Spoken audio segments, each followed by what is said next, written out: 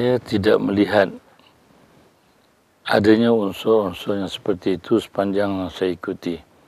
Bahkan orang akan merasakan bahwa hampirnya Tuhan dengan diri. Bukan Tuhan itu bersatu dengan manusia. Ya. Dia akan melihat tentang hampirnya Tuhan karena yang dijelaskan mengenai awafi anfusikum afala tubsirun. Ya, dalam diri kamu tidakkah kamu dapat menilai bahwa kehampiran Allah Subhanahu wa taala. Bahkan kita lihat lagi ayat Quran yang mengatakan ya bahwa Tuhan itu lebih hampir kepada manusia daripada urat darahnya, yang bermakna bahwa kekuasaan Allah Subhanahu wa taala, kebesaran Allah Subhanahu wa taala itu sentiasa mengalir dalam diri kita sehingga kita sendiri tak sedar. Saya juga selalu mencontohkan bagaimana jauhnya kita dengan diri kita. Kalau kita luka, kita berubat. Tapi bila dia sembuh, kita tak pernah tahu. Kita batuk, kita berubat. Bila dia sembuh, kita tak tahu. Jadi maknanya kita cukup jauh. Tapi yang menyembuhkan itu Tuhan. Dia tentu hampir dengan kita, dekat dengan kita. Karena penyakit kita disembuhkan. Dan sakit kita dihilangkan. Luka kita disembuhkan, dicantumkan semula. Tapi kita sendiri tidak sedar. Bahkan bila orang tanya macam mana luka, kita pun tengok balik. Alhamdulillah dah bercantum. Tapi kita tidak tahu bila dan bagaimana. Dan tak melihat pun proses percantumannya. Begitu jauh kita dengan diri kita. Kita diperdekatkan dengan Allah Subhanahu wa taala. Saya rasakan itu tidak mungkin menjadikan kekeliruan. Karena manusia Islam ini sudah berhenti berfikir lama. Walaupun dia yang mula berfikir. Sewaktu Rasulullah membuka minda, orang Islamlah yang mula berfikir. Orang Islamlah yang mula membuat mengkaji astrologi, astronomi, ya, dan sebagainya. Tapi setelah lemah, dia telah diberhentikan dari berfikir.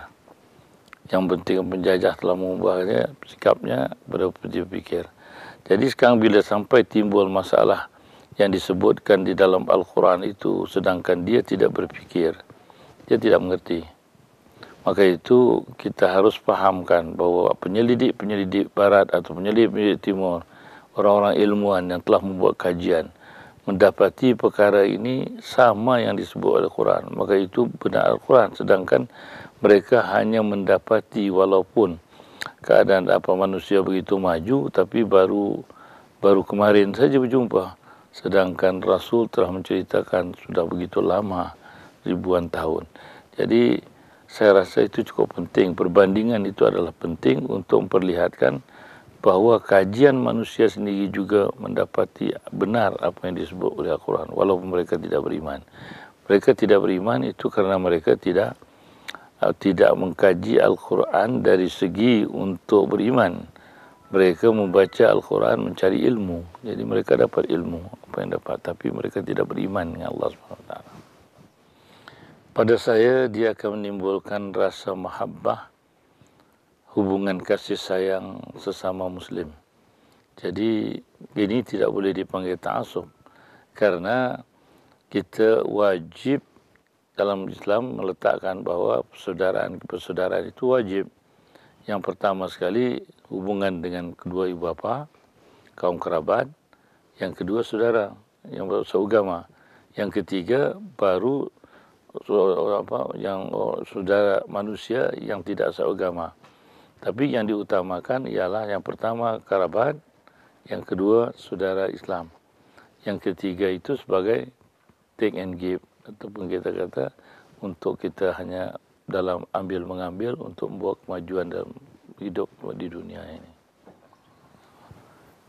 Bagi yang mengikuti program ini, saya rasa tidak boleh berhenti di sini. Karena kalau kita hanya mengikuti sekali, waktu itu kita menangis, waktu itu kita khusyuk, waktu itu kita cukup percaya, tapi kesannya tidak lama. Maka itu dia harus dihidupkan. Di mana kita kena ikuti dari semasa ke semasa supaya ditanam betul-betul ke dalam jiwa. Saya bagi contoh mudah. Kalau kita berjalan dalam perjalanan, kita bertemu dengan satu aksiden, kita melihat muka yang penuh darah, kita melihat badan yang sudah kujur, tidak bernyawa, kita rasa cukup sedih, insaf. Dan kita juga memperlahankan mutaukah. Tapi untuk berapa kilometer? Barangkali dalam 5 kilometer, ada orang memotong kita, kita pun lari laju. Jadi kita selalu lupa balik. Itulah, kalau selalu kita berjumpa, barulah selalu akan masuk ke dalam jiwa. Pasal itu dia kata, jaddidu imanukum. La ilaha illallah. Baharuilah iman kamu dengan mengucap la ilaha illallah. Dan Quran pun menyebutkan juga, Nabi juga menyebutkan bahwa iman itu kadang-kadang mendalam, kadang-kadang longgar. Jadi kita harus sentiasa perkukuhkan iman kita itu dengan sentiasa mengikuti dan mengamalkan apa yang kita ketahui ini. Adapun bagi yang belum mengikuti, apakah Tan Sri akan menggalakkan mereka? Ya, saya menggalakkan mereka ini mengikuti supaya sekurang-kurangnya akan cuba melihat, atau sekurang-kurangnya akan membuka minda mereka supaya melihat bahwa apa yang ada dalam Islam, apa yang ada dalam Al-Quran, apa yang ada dalam ajaran hadis, bukan dia merupakan satu cerita dongeng, bukan dia merupakan satu kepercayaan yang harus diwarisi begitu saja. Karena Islam ini mengucap 2 kalimah syahadah harus dengan pengertian dan dengan pengetahuan.